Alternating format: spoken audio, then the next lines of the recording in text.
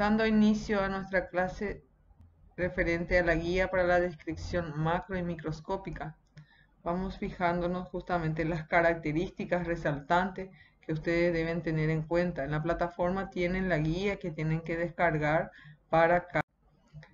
Recuerden que esta guía debe ser una observación metodológica, la cual debe estar ordenada mentalmente, reconociendo características importantes del órgano para así llegar a un diagnóstico anátomo. Existen requisitos previos que deben de tener ustedes como estudiantes para hacer los diferentes diagnósticos, que son la anatomía del órgano. Aquí deberían de estudiar nuevamente los órganos sólidos, órganos huecos, estudiar las medidas, los pesos de cada órgano. Traten de hacer un cuadro, justamente tener, como se dice, para esas clases prácticas, porque se les van a preguntar las clases prácticas. Es importante conocer las medidas aproximadas para cuando lo tengan el órgano en la mano. Referente al conocimiento histológico, que es lo importante para la parte práctica de la microscopía, volver a recordar las características de cada órgano, porque a pesar de que no vamos a ver mucho la histología normal, debemos justamente conocerlo para tratar de hacer el diagnóstico en las siguientes láminas de estas clases prácticas. Comencemos con la descripción macroscópica. Lo primero que uno debe de realizar es identificar al órgano.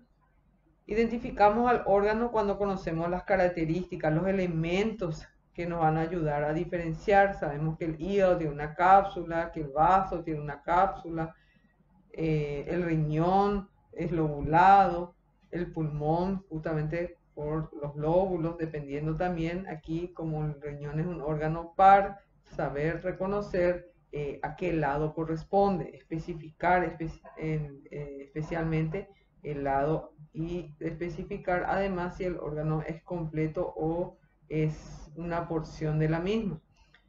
Cuando no podemos identificar al órgano, hablamos justamente de fragmento.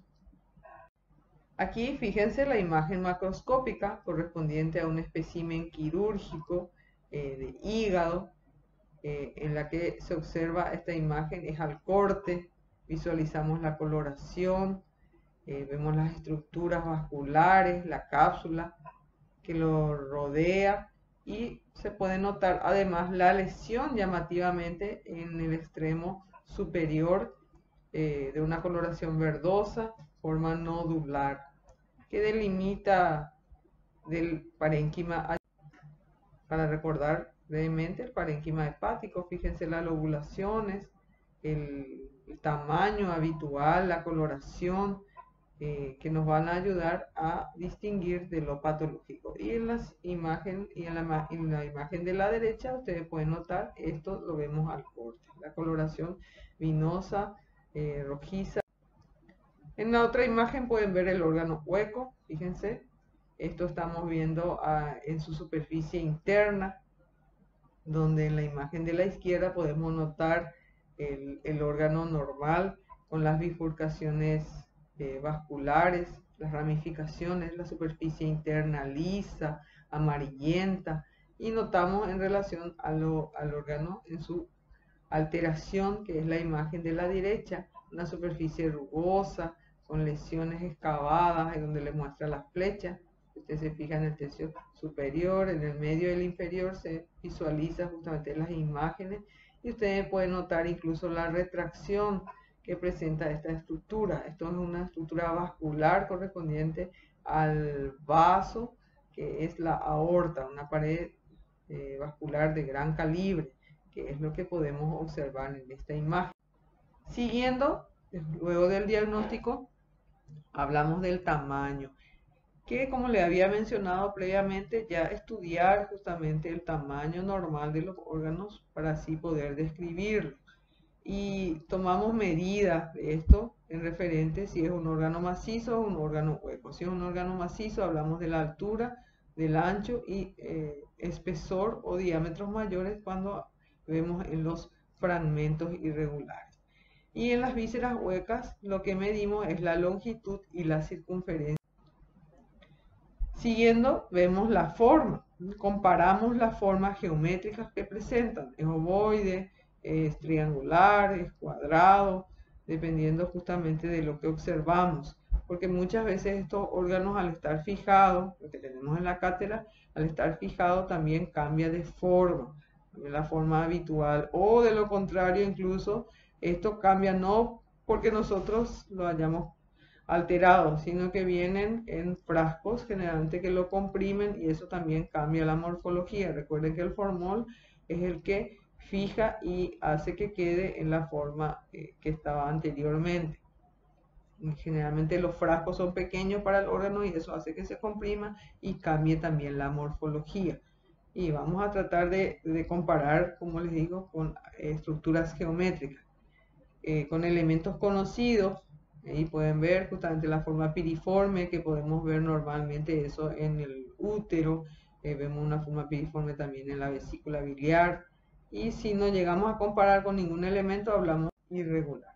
Aquí fíjense la forma piriforme, diagnóstico de órganos, el útero. Esto se mide, la longitud, el ancho y el espesor que habíamos mencionado. También medimos el cuello uterino. Acá estamos viendo seccionado.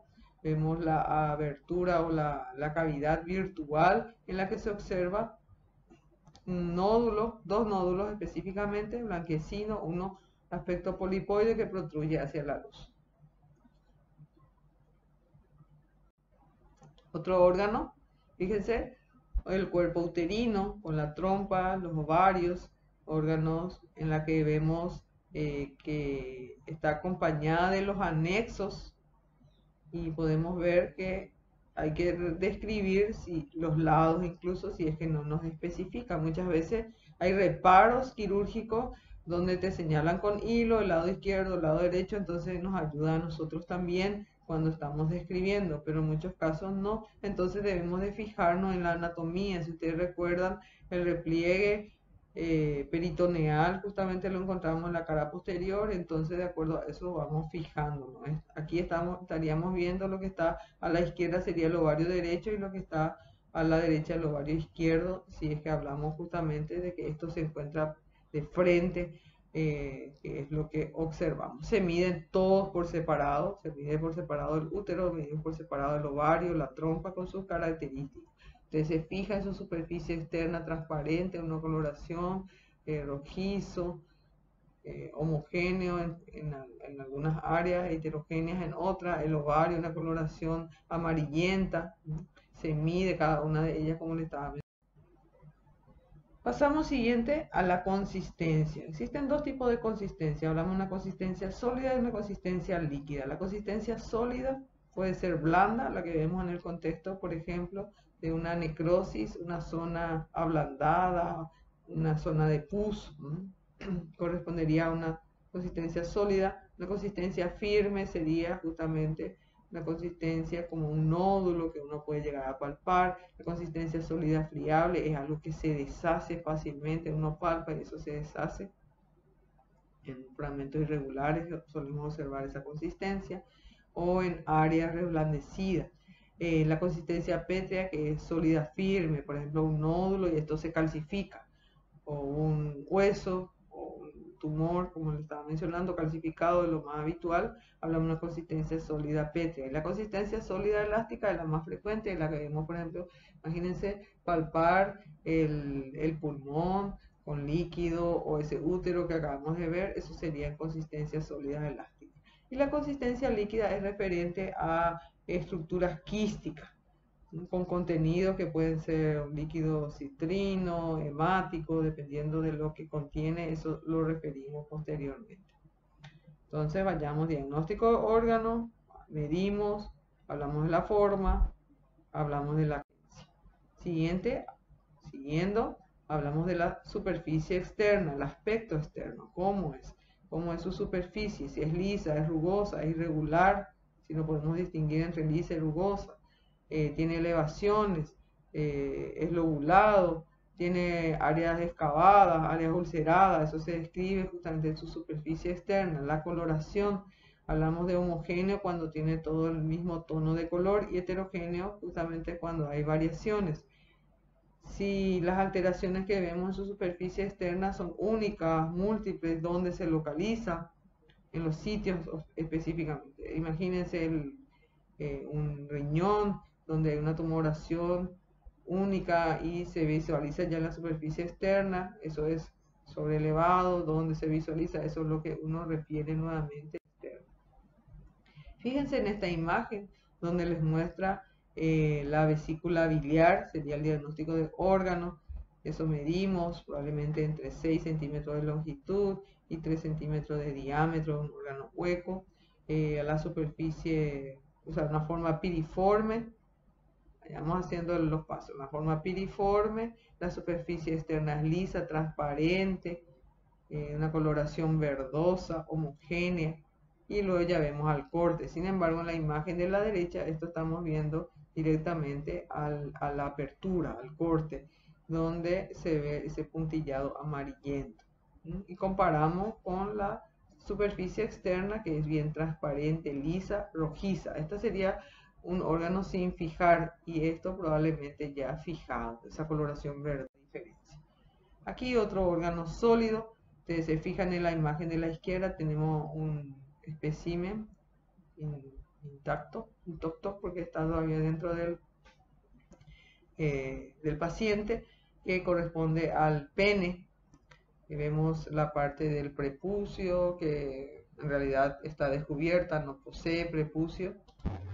Pero sí podemos notar una zona rojiza, enorme, con su superficial, una lesión sobrelevada, verdosa, en el cuerpo del pene.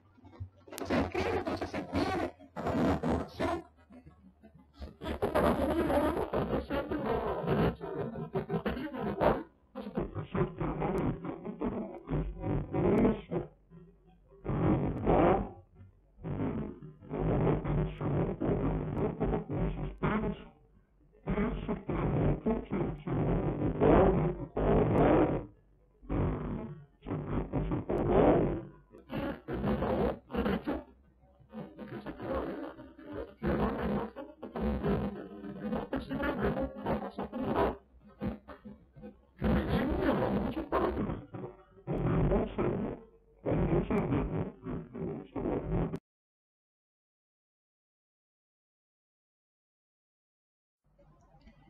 Luego vamos al aspecto al corte, una superficie de corte, si, mencionamos cuando es una víscera maciza y una superficie interna si es un órgano hueco. Si tiene o no contenido, se describe lo que hay dentro de la cavidad. También aquí medimos el espesor de la pared, hablamos de la textura, la coloración. Y aquí vamos a observar un órgano hueco correspondiente al esófago, la mucosa nacarada en comparación a la mucosa rugosa del cuerpo uterino, y comparamos con el espécimen alterado. Si ustedes notan en la imagen de la derecha, una estructura tubular de una coloración beige rojiza, totalmente diferente a la mucosa nacarada del esófago, que es heterogéneo e interrumpido por estructuras lineales, una coloración marrón heterogéneo, varias de ellas, porque acá podemos ver una, dos, y probablemente si despegamos más eso, abrimos más, podemos visualizar otras lesiones más. Hay un cambio de coloración de esa mucosa. Y si comparamos con la mucosa del estómago, vemos áreas de aspecto hemorrágico cubriendo justamente a nivel de los pies. Eso es lo que se describe en relación a la superficie interna de este un órgano macizo, diagnóstico, hígado, mostrándole otra vez la anatomía normal, comparar con la alterada. Fíjense, ligeramente conserva su forma ovalada, un segmento del hígado, porque no es un órgano completo, lobulado, parecería al observarlo de esta forma, que mide tanto por tanto, una coloración amarillenta, amarillenta homogénea. ¿Por qué? Porque vemos en toda la superficie, probablemente una consistencia sólida, elástica. También tenemos aquí al corazón, una forma ovoide. El corazón tiene la particularidad que generalmente lo podemos observar en dos tipos de corte. el corte en W, la cual vemos el sentido de la circulación, que entra por la vena cava, va a la aurícula derecha, pasa por el borde derecho auricular, punta del corazón y hasta salir a la arteria pulmonar. Esta es generalmente la que utilizamos para buscar trombos, ver la pared justamente de la aurícula, sería específicamente. Eh, y la otra es el corte transversal. Se hacen secciones cardíacas donde se corta de forma transversal y el objetivo es ver el grosor de las paredes ventriculares, consecuencias generalmente de las adaptaciones, por ejemplo una hipertrofia o lesiones necróticas, por ejemplo en un infarto. Que aquí esto es lo que le está mostrando con esta imagen. Si abrimos fíjense, ven la pared lisa, si hay o no lesiones a nivel de las válvulas, a nivel de las cuerdas, se mira el músculo papilar, cómo está, si está engrosada, si está cortada las papilas, eso es lo que se visualiza. Para eso me ayuda justamente cuando vemos en este tipo de corte. Para evidenciar patología vascular y valvular es cuando observamos a los vasos. Y cuando es corte transversal para las patologías adaptativas, podríamos decir. Luego vamos al diagnóstico del proceso. Vamos a ver que existen 4 procesos, de las cuales cada una de ellas tiene patrones morfológicos que vamos a ir estudiando en cada capítulo. Primeramente vamos a hablar del proceso degenerativo, donde hablamos de las lesiones metabólicas, enfermedades por depósito, las adaptaciones celulares como la hiperplasia, la metaplasia, la atrofia. Es el primer capítulo que vamos a estudiar y ya lo van a ver justamente. Aquí un ejemplo sería ese hígado graso que acabamos de mencionar. Se encontraría justamente las enfermedades por depósito, donde se deposita triglicéridos dentro de los hepatocitos debido a agentes tóxicos, por ejemplo el alcohol, podemos ver en el contexto de una diabetes, una desnutrición calórico-proteica.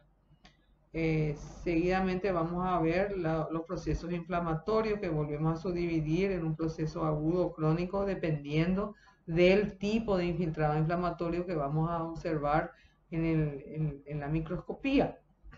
Pero también vamos a ver caracteres que llaman la atención en la macroscopía.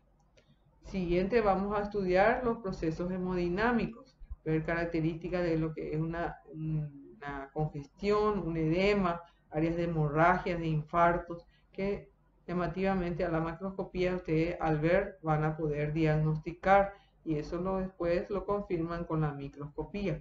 Y por último, el proceso que vamos a estudiar es el proceso neoplásico.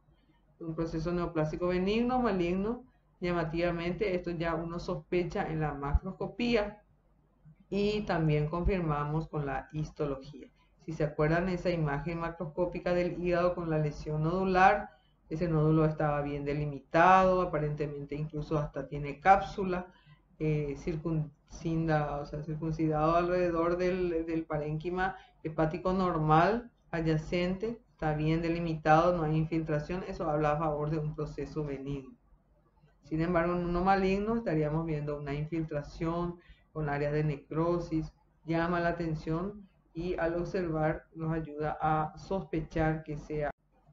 Por último, hacemos el diagnóstico anatomopatológico. Pero recuerden, esto casi siempre es histológico. La macroscopía orienta al diagnóstico, pero confirmamos con la microscopía en la mayoría de los casos. Pero un leiomioma, por ejemplo, un tumor miomatoso del cuerpo uterino, uno fácilmente ya hace el diagnóstico de esa lesión por la macroscopía. Como les digo, hay lesiones que ya macroscópicamente ustedes van a hacer el diagnóstico. Y en algunos casos sí necesitamos la microscopía para confirmar. Nuevamente anterior, fíjense, este era un corte de cuello uterino. Veo el labio anterior, labio posterior, ectocervi y el endocervi, que sería la parte interna. Mirando con la imagen histológica y me ayuda a hacer el diagnóstico. Y a este aumento incluso yo ya puedo notar justamente que hay un cambio de coloración a nivel de este epitelio, un ligero infiltrado que probablemente sea inflamatorio por la característica que puedo notar en esa imagen.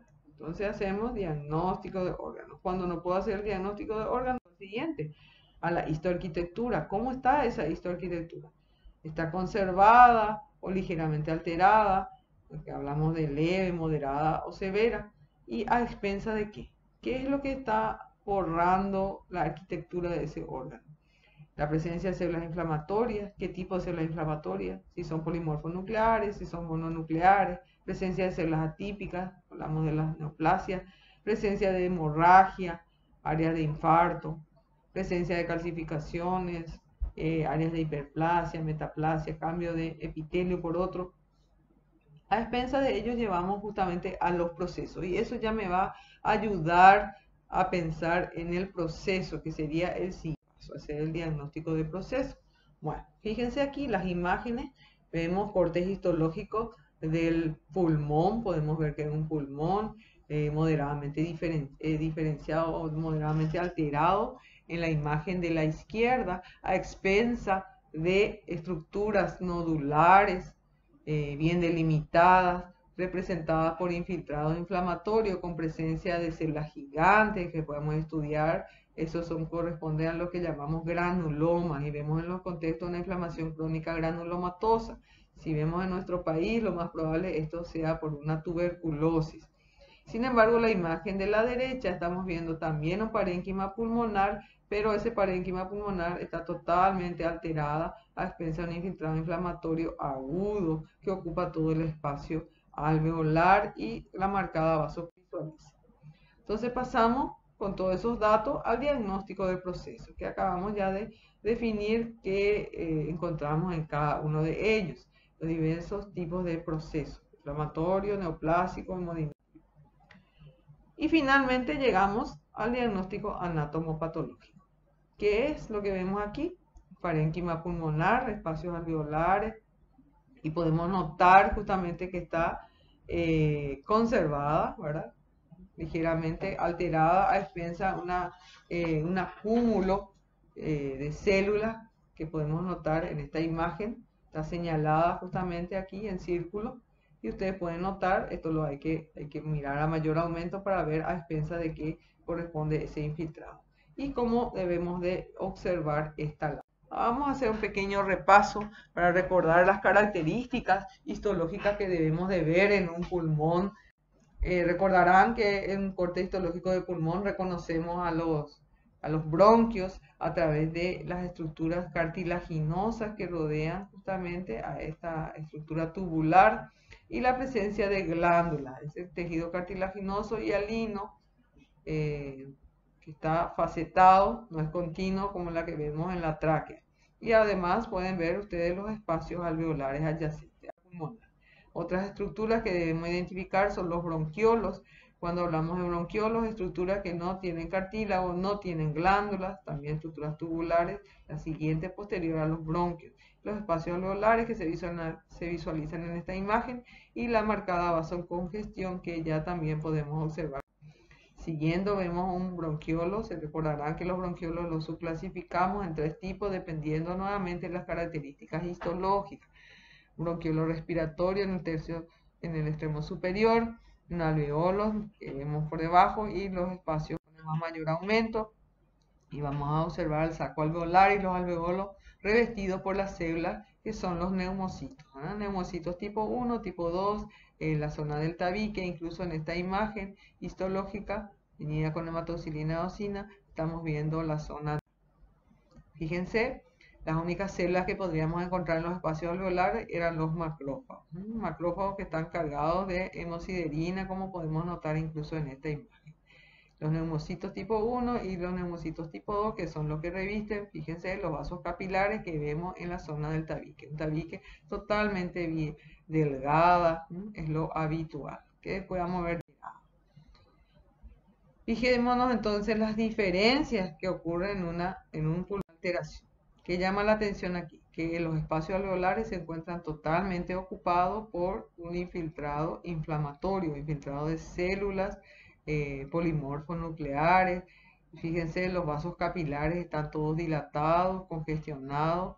Esos son cambios que vemos en un proceso inflamatorio. Estas imágenes especialmente las primeras dos, podemos ver en el contexto de una, y esta siguiente nos faltaría una afectación bronquial y vemos en el contexto de una bronconeumonía, un proceso inflamatorio agudo. Aquí vemos que llama la atención, parénquima pulmonar, pero ustedes pueden notar que los espacios alveolares están vacíos. ¿Dónde se ve el engrosamiento aquí? El engrosamiento se ve en la zona del tabique, lo que está engrosado es el tabique, pero no está engrosado a expensa de fibrosis, sino que está engrosado a expensa de células inflamatorias. Hay un infiltrado inflamatorio intersticial correspondiente a células mononucleares. Esto vimos en el contexto de una neumonitis, generalmente una neumonía viral, donde el infiltrado no es en los espacios alveolares, sino en el intersticio. Fíjense entonces, además, que el infiltrado es, como les dije, mononuclear. Una infección aguda, pero el infiltrado es mononuclear, no un infiltrado polinuclear. Otra imagen más de un parénquima pulmonar con una neumonía probablemente complicada o de lo contrario una lesión única. Estamos viendo una zona bien delimitada, lleno de infiltrado inflamatorio y un centro necrótico. Fíjense el cambio de color, incluso la presencia más basófila que correspondería a las colonias bacterianas. Esto es una zona de pus correspondiente a un proceso inflamatorio. Y para comparar lo que sería un proceso neoplásico, fíjense, el revestimiento epitelial está densamente ocupada por la proliferación de células neoplásicas. No hay infiltrado inflamatorio aquí. Aquí hay un crecimiento alterado de las células alveolares de tipo 1 o tipo 2, que después vamos a ir viendo a cuál corresponde, una neoplasia, lo que estamos observando. Otro ejemplo más podemos tomar. Fíjense, entonces lentiga, un parénquima hepático normal, centro lobulillar, con las triadas portales, la vena porta, los conductos biliares. Estamos viendo un lobulillo clausoide, vacío, la vena central, la cápsula, fácilmente identificadas. Recordarán que esta es una imagen más de animal que en el humano, en la cual nos observamos así. A mayor aumento, vemos la vena central, las paredes, los sinusoides vacíos, ¿verdad? Y las células que forman parte de los sinusoides. A mayor aumento nos muestra la zona de la triada con los componentes vasculares, la estructura biliar y lo que marcaría aquí la flecha sería la placa limitante de hepatocitos. Vayamos entonces a la alteración. Fíjense aquí la primera imagen que llama la atención, estamos viendo la zona de la vena central, donde ustedes pueden notar que los sinusoides está ocupado por eritrocitos, se visualiza, se ve, pero no podemos distinguir a los hepatocitos. Los hepatocitos parecen, pero están borrados a la vez. Una arquitectura alterada, a expensa de que los fantasmas celulares que vemos en el contexto de una necrosis. Esta es una zona necrosada. Y si ustedes notan, hay un cambio de coloración incluso en el extremo superior. Vemos en el contexto de una necrosis centrolobular. Otra imagen, aquí sí se ve conservada los hepatocitos, pero llama la atención el infiltrado inflamatorio mononuclear que se encuentra a nivel de la zona de la triada, parecería justamente. Y los hepatocitos también con los canalículos biliares ocupados, fíjense, por las bilis, eso es lo que hace que se tiña más también.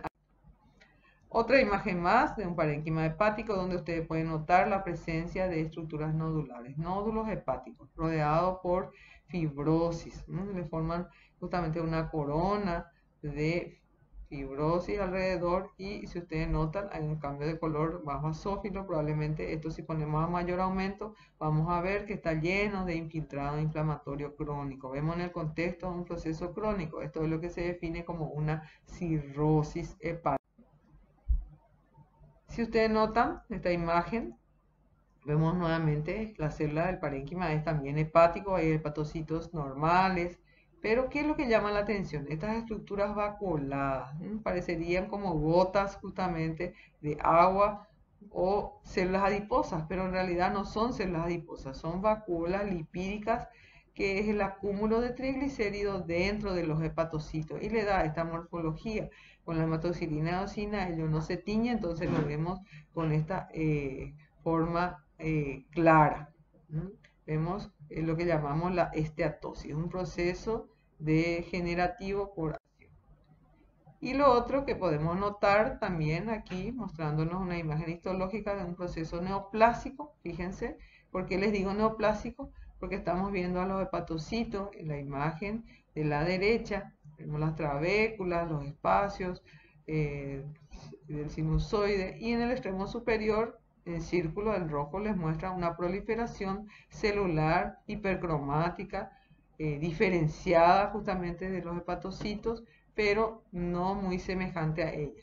Lo más probable es que corresponda a un plástico. Entonces hacemos el diagnóstico, sería un proceso neoplásico maligno por la morfología que va presentando. Y por nuestro diagnóstico final, que sería un hepatocarcinoma. Recuerden que también muchas veces no podemos llegar a hacer un diagnóstico final con la imagen histológica. Sumamos tanto la macro como la micro, pero nos dificulta muchas veces porque un tumor generalmente es en los procesos más que nada tumorales, donde el tumor es muy indiferenciado, y en esos casos utilizamos otro método diagnóstico que corresponde a la inmunohistoquímica.